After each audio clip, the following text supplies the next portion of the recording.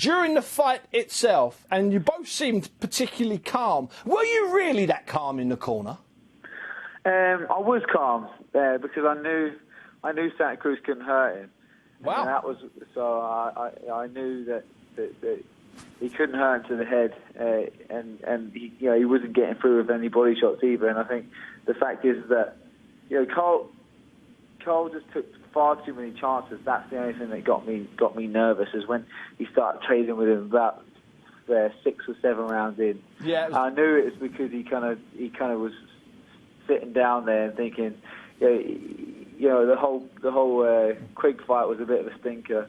We were here to impress, and he wanted to build this legacy that he's been talking about for so long.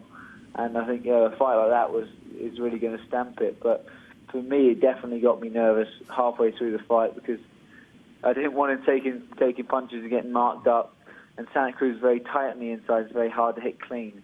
And although Carl was kind of bouncing a few off the side of his head, he wasn't hitting him clean on the inside. He was getting much better work off from middle to long range. So I wanted to get him back to that, but he kind of listened every now and again. But just sometimes he went hell for leather. Well, listen, he listened often enough not to get too involved, but to get, at the same time, involved enough to prove that he could go toe-to-toe. Now, as you're going into that 12th round, the fight's a tight fight. I think everybody at BoxNation had you 1 round or 2 rounds up going into that 12th and final round. But were you nervous about what might happen at the final bell at that point, before the 12th?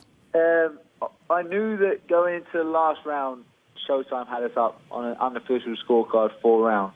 Wow. But I knew that we were the away fighters, and I had Carl up 2, but I was being harsh, possibly 1 going into the last round. So the last 3 rounds, I kept saying we need these rounds. Mm-hmm. We can't give away any rounds. You win every single round the whole way in. And I think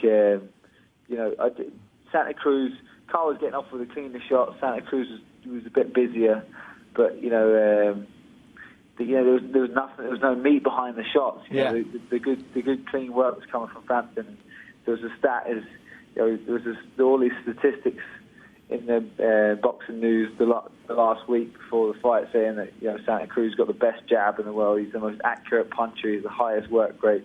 All these stats were in his favour, but Frampton made a miss. With loads of shots. He threw over 1,000 punches, and 25% of his power shots connected, 46.1% of Carl's power shots connected. So I think that was what the judges were looking at, and Carl was landing with the cleanest shots. Any time Santa Cruz hit Frampton clean on the chin, Carl went straight back in with him with 2 or 3. Yeah, exactly. But with his hands by his side, stupidly, but. Every time Carl bounced one off his chin, his hands came right up beside his ears, and he looked petrified.